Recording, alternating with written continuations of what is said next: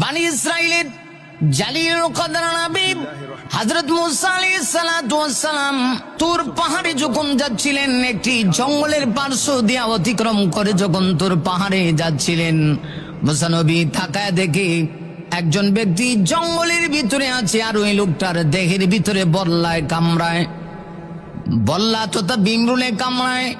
ওই লোকটাকে যতবার বিমরুল বা বল্লায় কামড়ায় গো, লোকটা ততবার আমার আল্লাহর প্রশংসা করে। লোকটাকে বল্লায় কামড়ায়, লোকটা তখন বলে সুবহানাল্লাহ, আলহামদুলিল্লাহ, আল্লাহু আকবার, আমার আল্লাহ পবিত্র। ওই লোকটা যতবার বল্লায় কামড়ায় ততবার আমার আল্লাহর প্রশংসা করি। মুসা নবী বড় আশ্চর্য হয়ে গেলেন। আরে মুমিন, মুসা নবী আশ্চর্য হইয়া ওই লোকটাকে জিজ্ঞাসা করেন, আপনাকে বল্লায় কামড়াচ্ছি আর আপনি বারবার বারবার কেন আল্লাহর প্রশংসা করতেছেন? এভাবে কত বছর যাবত আপনি আল্লাহর প্রশংসা করতেছেন? লোকটা জবাব দিয়া কয়, মুসা, কত বছর? 1-2 বছর না, আজকে প্রায় 400 বছর হয়ে গিয়েছে। 400 বছর যাবত আমাকে বল্লায় কামড়ায়, যতবার বল্লায় কামড়ায় গো ততবার আমি আমার আল্লাহর প্রশংসা করি। আরে মুমিন, একটু চিন্তা করে দেখো না, ওই মানুষটা আমার আল্লাহকে কত বেশি ভালোবাসি। আমার আল্লাহ তাকে কি কঠিন পরীক্ষা দিলেন, বল্লায় কামড়ায় আর প্রশংসা করি। মুসা নবী বুঝতে পারলেন এই লোকটা সাধারণ কোন লোক না, নিঃসন্দেহে এই লোকটা বড় আল্লাহ বানা, তাতে কোনো সন্দেহ নাই। এত বছর যাবত লোকটাকে বল্লায় কামড়ায় আর লোকটা আল্লাহর প্রশংসা করি। মুসা নবী ডাক দিয়া কয়, আপনি তো তাহলে আল্লাহর একজন নেক বান্দা, আপনার মনের কোনো চাওয়া পাওয়া আছে কিনা একটু বলেন না, মনের চাওয়া পাওয়া থাকলে আমি পূর্ণ করার চেষ্টা করব। আরে মুমিন, আরে মুমিন, লোকটা ডাক দিয়ে বলে, আমার মনের ভিতরে 2টা চাহিদা। 1 নাম্বার চাহিদা হলো জামানার শ্রেষ্ঠ নবী মুসার সাক্ষাৎ আমি চাই। মুসাকে আমি দেখতে চাই।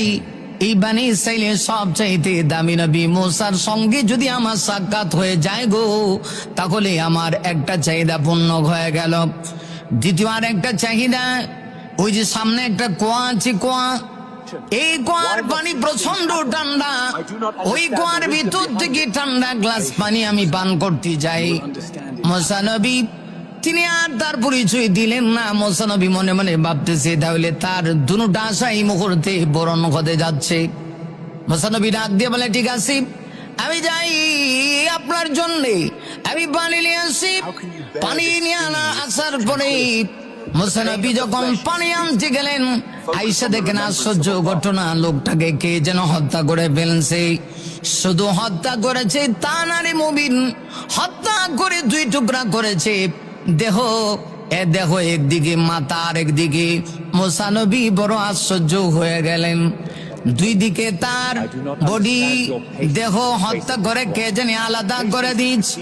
মুসা নবী তো সাধারণ কোন নবী না, আর রাগী নবী ছিলেন, তার দেহে রাগ উঠে গেল। হযরত মুসা নবী তিনি যখন রাগ করতেন গো, মুসা নবীর মাথার মাঝখান দিয়ে রাগ করার সাথে সাথে চুল বেদ হয়ে দাঁড়ায় থাকতো। এত রাগী নবী ছিলেন মুসা নবী। আরে হযরত মুসা নবী এত রাগী নবী, মুসা নবীর কাছে হযরত আজরাইল মালাকুল মউত যখন আসছিল, আসার পরে মালাকুল মউত আজরাইলকে মুসা নবী এমন একটা থাপ্পড় মেরেছে, চোখ আলাদা করে ফেলেছে। মালাকুল মউত আজরাইল আমার আল্লাহর কাছে গিয়া কয়, আবু কার কাছে পাঠাইলেন? আল্লাহ এমন একটা থাপ্পড় দিয়েছে, আমার চোখ কানা করে ফেলেছে। আল্লাহ ডাক দিয়া কয়, বুঝে শুনে যাওয়ার দরকার ছিল রে, এটা আর কেউ না, এটা জামানার শ্রেষ্ঠ নবী আমার কালিমুল্লাহ মুসা আলাইহিস সালাতু ওয়াস সালামের কাছে তুমি গিয়েছো না? তার কাছে গিয়া যদি সালাম না দাও, একটা মাইরো মাটি পড়বে না। কেন তুমি সালাম দাও নাই? আবার যাও গিয়া সালাম দিয়া মুসার সঙ্গে কথা বলবা। কেমন গরম নবী ছিলেন মুসা নবী, যিনি আজরাইলকে থাপ্পড় দিয়া মুসা আলাইহিস সালাতু ওয়াস সালাম চোখ কানা করে ফেলেছে। তাহলে কতটুকু গরম নবী ছিলেন মুসা নবী। ওই আল্লাহর ওলির জন্য যখন পানি নিয়ে আসলেন, পানি নিয়ে এসে দেখেন লোকটাকে কে যেন হত্যা করে ফেলেছে গো। মুসা নবী বড় আশ্চর্য হয়ে গেলেন। শুধু হত্যা করেছে তা না, এমন নিখুঁত ভাবে হত্যা করেছি, দুই টুকরা করে ফেলেছি। দেহের একটা অংশ বডি একদিকে, মাথার একদিকে। মুসা নবী রাগান্বিত হয়ে কে হত্যা করেছে তালাশ করতেছেন। জঙ্গলের পার্শ্ব দিয়ে কে হত্যা করেছি যখন তালাশ করে গো, হঠাৎ করে মুসা নবী তাকায় দেখে জঙ্গলের ভিতর থেকে একটা বাঘ বের হয়ে আসছে। মুসা নবী সন্দেহ করলেন এই বাঘ মনে হয় তাহলে তাকে হত্যা করেছে। বাঘ আমার আল্লাহর কাছে ডাক দেয়া বলে, প্রভু তুমি আমার জবানটা একটু খুলে দাও না, জবানটা খুলে দাও, আমি একটু জামানার শ্রেষ্ঠ নবী মুসার সঙ্গে একটু কথা বলতে চাই। আরে মুমিন, আমার আল্লাহ চাইলে পৃথিবীতে যে কাউকে আল্লাহ কথা বলাইতে পারে। মানুষকে যে আল্লাহ কথা বলায়, ওই আল্লাহ প্রত্যেকটা প্রাণীকে কথা বলার মতো যোগ্যতা আল্লাহ দিতে পারে। এজন্য যাদের জিহ্বাস, এটা বহুত বড় নিয়ামত। মুমিন রে, এই নিয়ামত পায়া যদি নিয়ামতে যথাযথ ব্যবহার না করি গো, কিয়ামতের ময়দানে আল্লাহ রাব্বুল আলামিনের কাছে আপনাকে আমাকে জবাব দেওয়া লাগবে। আর যদি জিহ্বা নামক নিয়ামতের ব্যবহারটা আমরা ভালো করি, আল্লাহ নিয়ামতের শুকরিয়া আদায় করলে নিয়ামত আমার আল্লাহ বাড়ায় দিবে। আরে মুমিন, আমার কথা না, আমার আল্লাহ পবিত্র কোরআন শরীফের সূরা ইব্রাহিমের ভিতরে আমার আল্লাহ বলেন, লাইন শাকারতুম লাযীদান্নাকুম ওয়া লাইন কাফারতুম ইন্না আযাবী লাশাদীদ। আরে মুমিন, আমার আল্লাহ বলেন, লাইন শাকারতুম, ও দুনিয়ার মানুষ, তোমরা যদি আমি আল্লাহর দেওয়া নিয়ামত পাওয়ার পরে নিয়ামতের শুকরিয়া করো, লাযীদান্নাকুম, অবশ্যই অবশ্যই আমি আল্লাহ আমার নিয়ামতকে বাড়ায় দিব। ওয়ালাইন কাফারতুম, আর যদি তোমরা নাফরমানি করো গো, আল্লাহ বলেন ইন্না আযাবী লাশাদীদ, জেনে রাখো আমার আযাব বড় কঠিন। নিয়ামতের শুকরিয়া আদায় করলে বাড়ায় দেন আল্লাহ, এই জন্য নিয়ামতের শুকরিয়া করা দরকার। হযরত মুসা নবী রাগান্বিত হইয়া যখন জঙ্গলের পার্শ্ব দিয়ে যাচ্ছেন, বাঘ মুসা নবীর সামনে এসে দাঁড়ায় গেল। বাঘ আল্লাহকে ডাক দেয়া গো, আল্লাহ গো, আগো প্রভু, প্রভু তুমি তো চাইলে পারো আমার জবানটা খুলে দিতে, আল্লাহ আমার জবানটা খুলে দাও গো। আল্লাহ রাব্বুল আলামিন সঙ্গে সঙ্গে বাঘের জবানটা খুলে দিলেন।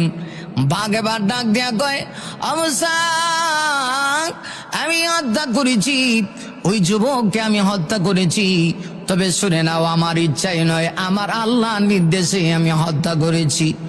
যখন বলছে আমি হত্যা করছি, মুসা নবী তো ক্ষিপে গেছে, রাগান্বিত হয়ে গেছি। আর যখন বলছে আমার আল্লাহর নির্দেশে আমি হত্যা করেছি, এমনিতেই মুসা নবী ঠান্ডা হয়ে গেলেন। আমার আল্লাহর নাম শোনা মাত্রই মুসা নবী আবার হার্ট কানেকশন, আল্লাহর সাথে কানেকশন লাগাইলেন। মুসা নবী আবার আল্লাহকে জিজ্ঞাসা করে, প্রভু তোমার লীলা খেলা কিচ্ছু বুঝলাম না, এই লোকটা এত বড় নেককার, 1-2 বছর না, আজকে প্রায় 400 বছর যাবত লোকটাকে বল্লায় কামড়ায়, যতবার বল্লায় কামড়ায় লোকটা ততবার তোমার পবিত্রতা বর্ণনা করে, অথচ সেই লোকটাকে তুমি হত্যা করার নির্দেশ দিলা, বাঘকে বুঝলাম না। আমার আল্লাহ ডাক দিয়ে কয়, মুসারি, আমার কোন কাজ হিকমতের বাহিরে না রে মুসা, আমি এমনি এমনি হত্যা করার জন্য নির্দেশ দিই না। এর কারণ কি? তুমি যখন লোকটাকে জিজ্ঞাসা করছিলা তোমার মনের কোনো চাওয়া পাওয়া আছে কিনা বলো না, তুমি যে এত বছর যাবত আল্লাহর প্রশংসা করো, লোকটা তখন চাইলে আমার কাছে চাওয়ার কথা না, লোকটা বড় নাফরমান, আমার কাছে চাইলো না, তোমার কাছে বললো। তার চাহিদা 2টা। 1 নাম্বার, জামানার শ্রেষ্ঠ নবী মুসার সাক্ষাৎ সে চায়, সে মুসা নবী তোমার সাক্ষাৎ চায়, অথচ সে আমাকে আমার সঙ্গে সাক্ষাৎ চাইলো না, আমাকে দেখতে চাইলো না, আমার দিদার চাইলো না। আমার দিদার চাইলে আমি আল্লাহ তাকে আমার দিদা দিতাম। নসিব বড় খারাপ রে মুসা, আমি বড় রাগান্বিত হয়েছি, কারণ আমি তাকে 1-2 বছর না 400 বছর যাবত বল্লায় তাকে কামড়ায়। এই কামড়ানো অবস্থায় আমি আল্লাহ তার রিজিকের ব্যবস্থা করি, আমি তার খাবারের ব্যবস্থা করি। আমি আপনাদের কাছে জানতে চাই রিজিকের মালিক কে?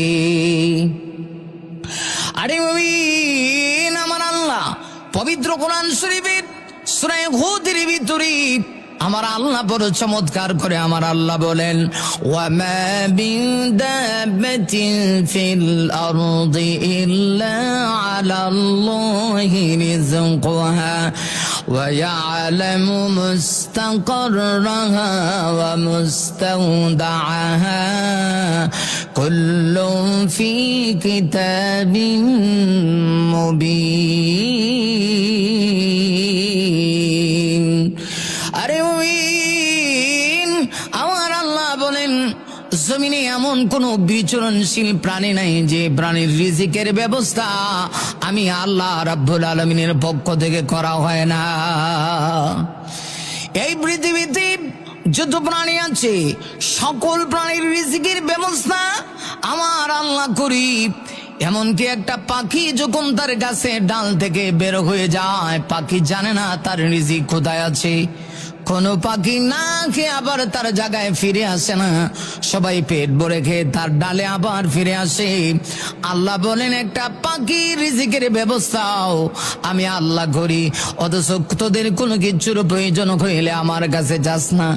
আল্লাহ ডাক দিয়ে কয়, মুসা রে, ও মুসা, 400 বছর সে আমার এই কঠিন পরিস্থিতি আমার পবিত্রতা বর্ণনা করেছে, এটা তার নিজস্ব যোগ্যতা নয় রে মুসা। আমি আল্লাহ তাকে আমার প্রশংসা করার যোগ্যতা দিয়েছি, আর 400 বছর পর্যন্ত আমি আল্লাহ তাকে খাওয়ার ব্যবস্থা করেছি। কিন্তু সে বর্ণনা ফরমান, আমি আল্লাহকে দেখতে চাইলো না, তোমাকে দেখতে চাইলো। আমি বড় কষ্ট পেয়েছি। 2 নাম্বার, তার আশা পানি খাবি, ঠান্ডা পানি যদি খাইতে হয় আমি আল্লাহ তাকে এতদিন রিজিকের ব্যবস্থা করে দিয়েছি। আমার কাছে চাবে, আমি আল্লাহ অবশ্যই তাকে রিজিকের ঠান্ডা পানি দিয়ে তার রিজিকের ব্যবস্থা করে দিব। পানি তৃষ্ণা আমি আল্লাহ নিবারণ করে দিব, কিন্তু আমার কাছে চাইলো না। এজন্য আমি তার প্রতি রাগান্বিত হয়ে বাঘকে হুকুম করেছি, বাঘ যেন তাকে হত্যা করে ফেলে, বাঘ যেন তাকে 2 টুকরা করে ফেলে। মুসা নবী সাথে সাথে বুঝতে পারলেন, ডাক দিয়ে বলেন, আল্লাহ গো, আপনার হিকমত বোঝা বড় কঠিন, কারণ আমার আল্লাহ যা করে হিকমতের বাহিরে কোনো কিছু করে না। আরে ওই আসলে এই জন্য বলছিলাম, আল্লাহ রাব্বুল আলামিন পৃথিবীর মানব জাতিকে মাঝে মধ্যে নিয়ামত দিয়ে আমার আল্লাহ মাঝে মধ্যে পরীক্ষা করে বান্দা নিয়ামত পেয়ে আমার শুকরিয়া আদায় করে কিনা। যদি নিয়ামত পেয়ে বান্দা যদি আল্লাহকে স্মরণ না করে আল্লাহ তার প্রতি রাগান্বিত হয়, আল্লাহ রাব্বুল আলামিন আরে মুমিন এই জন্য পবিত্র কোরআনের সূরা বাকারার ভিতরে আমার আল্লাহ বড় চমৎকার করে বলেছেন, ফাদকুরুনি আযকুরকুম ওয়াশকুরুলি ওয়ালা তাকফুরুন।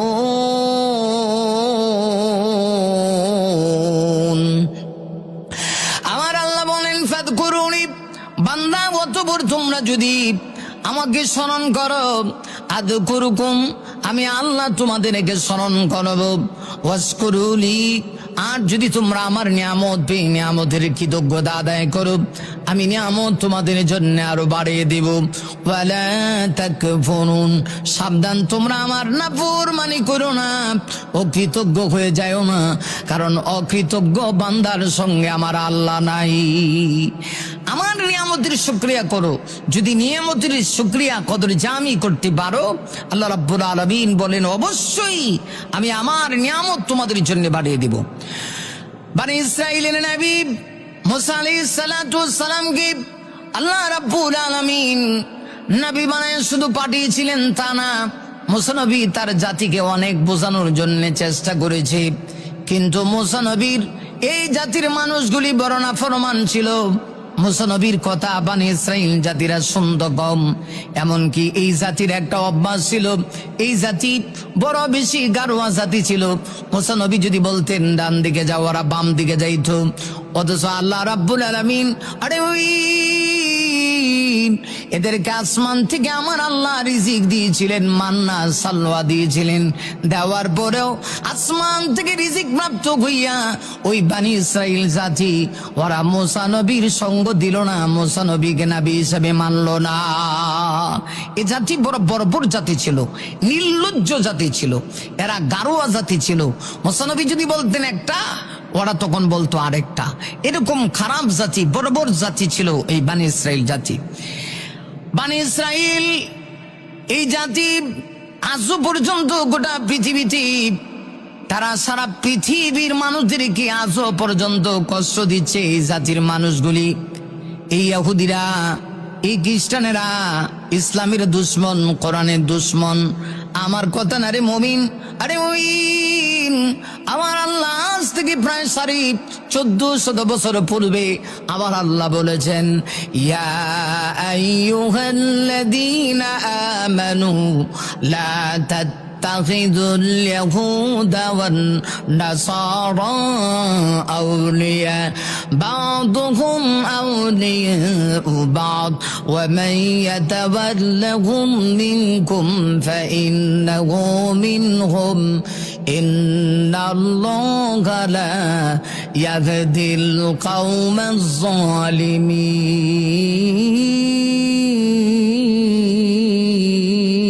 الظالمين। আরে মুমিন, আমার আল্লাহ বলেন, এই ইমানদারেরা, দুই জাতির সঙ্গে তোমাদের কোনো বন্ধুত্ব হতে পারে না।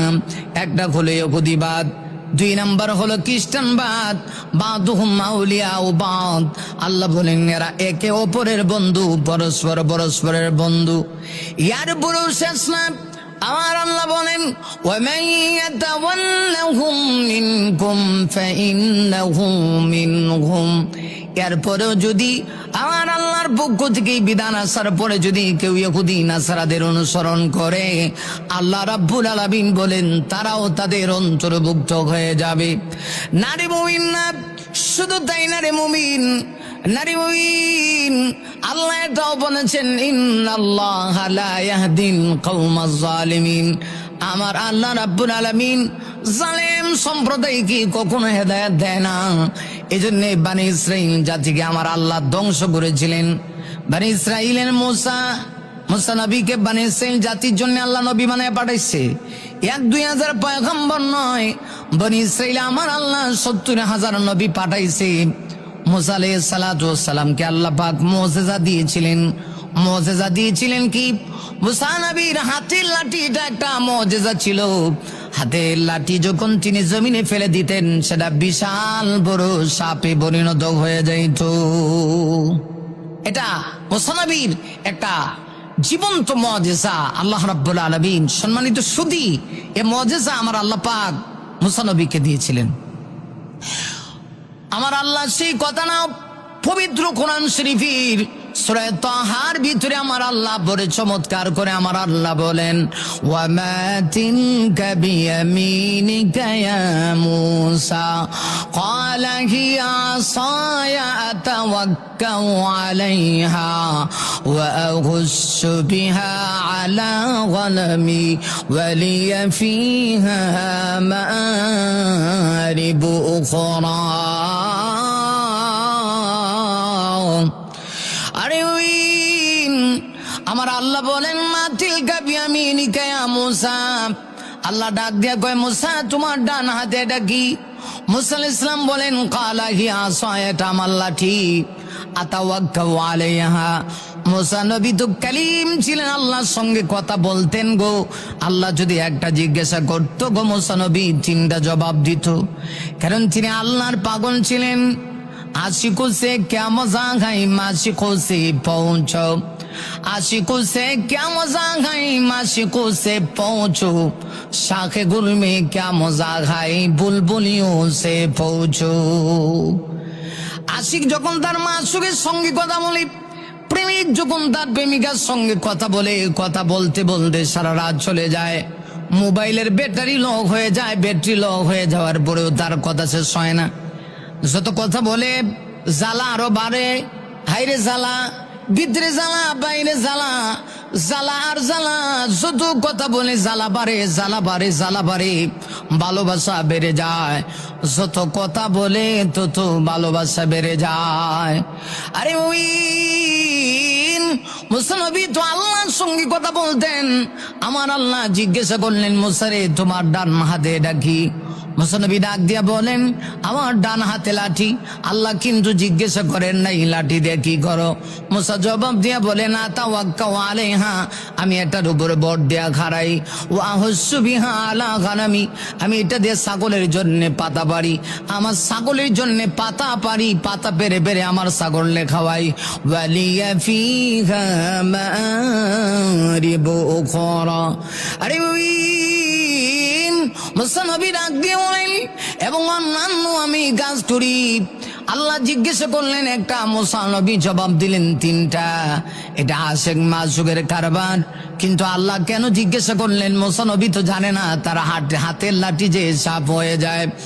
আল্লাহ রাব্বুল আলামিন মুসা নবীকে আবার ডাক দিয়া বললেন, ক্বালা আলকিহা ইয়া মুসা ফালকাহা ফাইদা হিয়া হাইয়াতুন তাসআ। আরে ওই আমার আল্লাহ ডাক দিয়ে বলে, মুসা রে, আপনার হাতের লাঠি আপনি জমিনের ভিতরে নিক্ষেপ করেন। ক্বালা আলকিহা ইয়া মুসা, মুসা নবীকে আল্লাহ বলেন, আপনি আলকিহা ইয়া মুসা, আপনার লাঠি নিক্ষেপ করেন জমিনে, জমিনে লাঠি ফেলে দেন। ফাআলকাহা ফাইদা হিয়া হাইয়াতুন তাসআ। আরে ওই মুসা নবী যখন জমিনের ভিতরে লাঠি নিক্ষেপ করছি, এমনিতেই মুসা নবী তাকায় দেখে, ফাআলকাহা ফাইদা হিয়া হাইয়াতুন তাসআ। মুসা নবীরা তাকায় দেখে যে মুহূর্তে জমিনের ভিতরে মুসা নবী লাঠি নিক্ষেপ করেছে, লাঠি নিক্ষেপ করার সাথে সাথে এই লাঠিটা বিশাল বড় একটা সাপ হয়ে গেল।